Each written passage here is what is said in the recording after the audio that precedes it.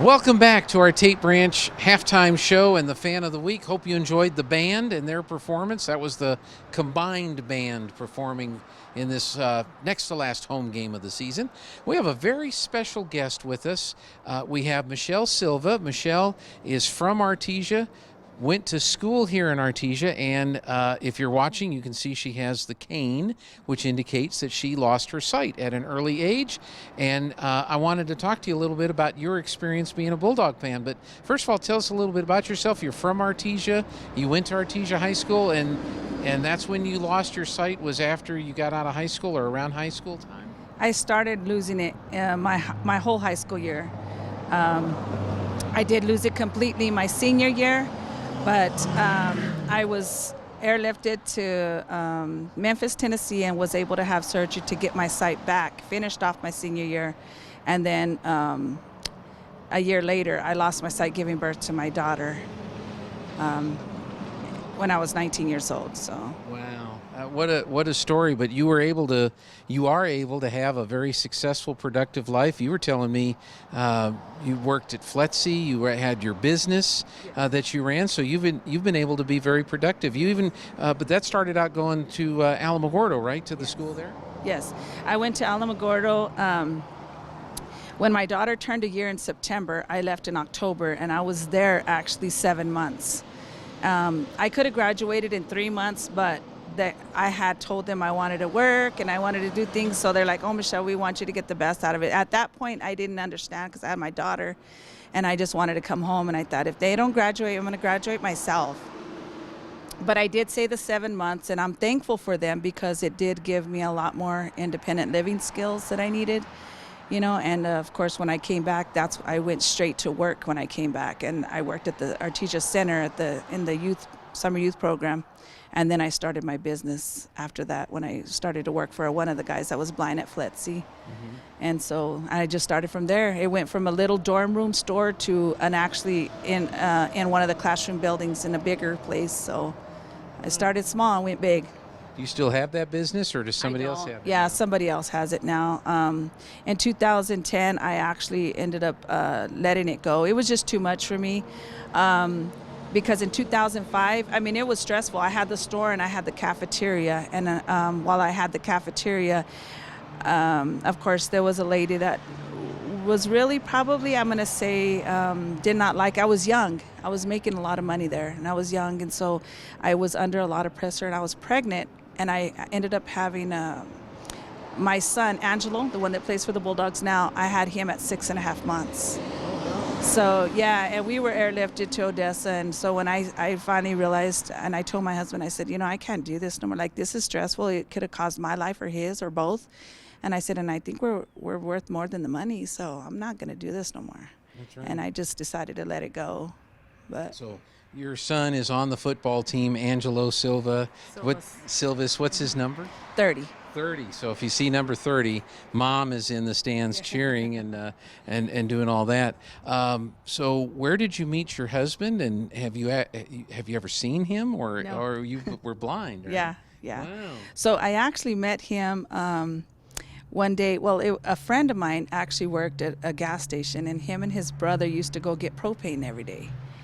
And they lived in a one-bedroom apartment with a bunch of guys. They all worked at FLETC too. Mind you, I've never met him at FLETC. Right. I didn't even know he was at FLETC, but it was my birthday, and my friend wanted to take me out, and I told her, I want to go dancing. And she's like, well, my friend invited me for a cookout. I said, I don't even want to go. I don't know these fools.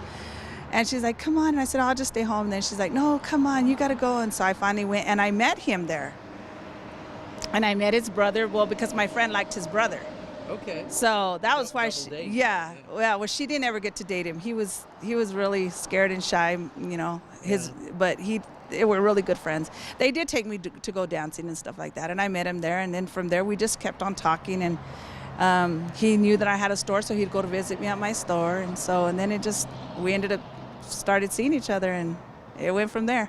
The rest is history, as they say. Now, he's from El Paso, but you were telling me he's become a really big Bulldog fan. Oh, yeah. He did get the Fan of the Week one time, too. And I told him it's kind of funny. They're probably wondering because he's from El Paso, and we play El Paso sometimes.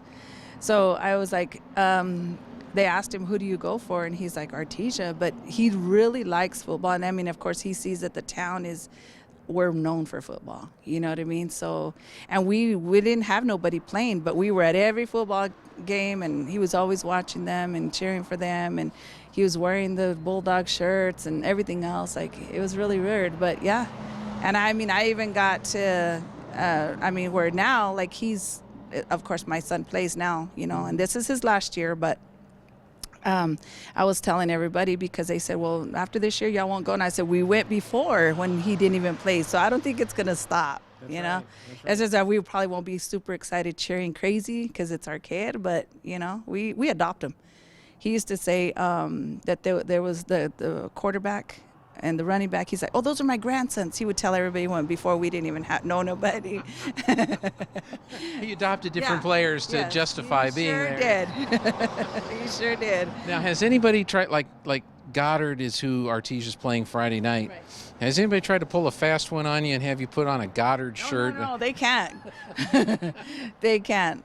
No, they can't do it. Yeah. I specifically know my Bulldog gear, and I know, I mean, I'm going to put on the right stuff. Yeah.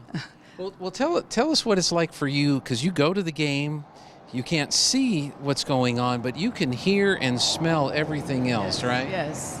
What's that like? Talk about that experience. I mean, it's kind of like, because I do listen. I like it when it's home games, because, of course, when they talk on our PA system, it's loud and clear, and you know what I mean, and you know what's going on.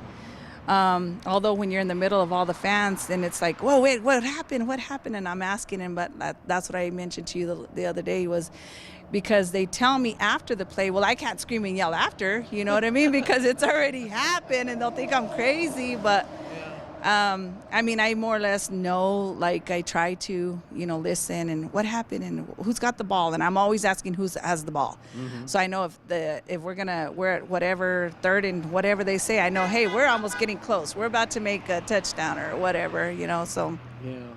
But,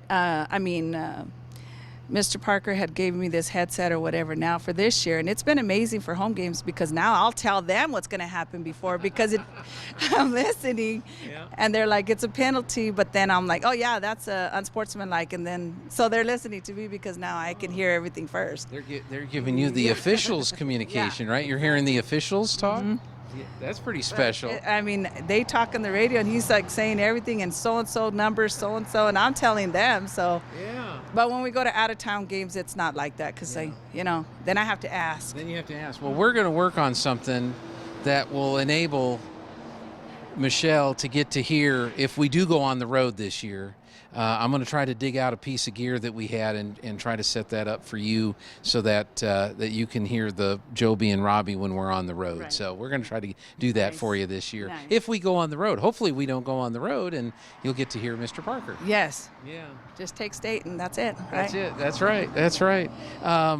What are some of the more interesting places you've been to enjoy a ball game? I know the Bulldog Bowl is special, but are there some other places that have been kind of a nice place to go, or an interesting place to go? Well, the only other places I've done basketball, because my son used to play basketball too. Mm-hmm. So, we would go, and of course there it's more like you can hear it clear because you're in a building. It's not open area. You know what I mean? So like you can hear more or less like what's going on, and it's right in front of you. Yeah. Versus like at the stadium, you're farther away and you have to listen to somebody speak. Yeah. But yeah, we've done Bulldog games and stuff like that too. And that's right. And so you plan on continuing to go to games after your son graduates and still being a super fan, right? Yes. My grandson, he's actually 12, but he's in Las Cruces. But he told me that he wants to move down here and he wants to be a Bulldog.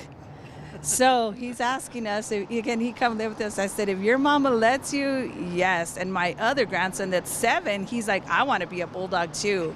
So because they got to experience their uncle playing and how football's all about, we're all about football here in Artesia.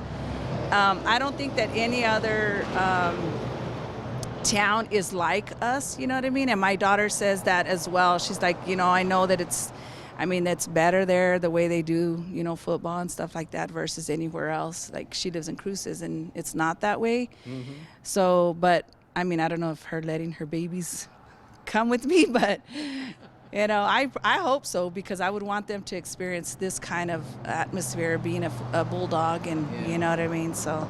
Well, that maybe that'll happen. Well, it remains to be seen. Well, so hopefully we still got a couple of years. Okay. And they travel. Their dad, my son-in-law, actually coaches football, and so they like travel. They do, you know, a lot of travel football. So he's fixing them up. Good, You know. good. Well, maybe they'll, at minimum, maybe be Las Cruces Bulldogs, but they don't spell it right, right? Yeah, that doesn't sound right. Dogs or something like Yeah. that. Well, we have a couple of gifts for you, so let's see. I'm gonna put this in your hand right here. This is a $50 gift card from the Adobe Rose that you can enjoy with your family, and then one other we have for you. This is a mug. There you go. And this is a Fan of the Week mug. It is it's Bulldog Orange. And it says #1 fan of the week, and this is yours, and you can take that with you to the games or have it at home and enjoy as our Fan of the Week this week. Thank you. Very good. Michelle Silvas, our Fan of the Week this week. Thank you so much for doing this. Thank you, guys. And I was going to say, look forward to seeing you at the game. I'll see you at the game, but I know you'll be there cheering on your son. Yes. And if you see Michelle, be sure and give her a high five and thank her for being our Fan of the Week. All right. Anything else? That's it. All right. That's our Fan of the Week segment. Second half is coming up.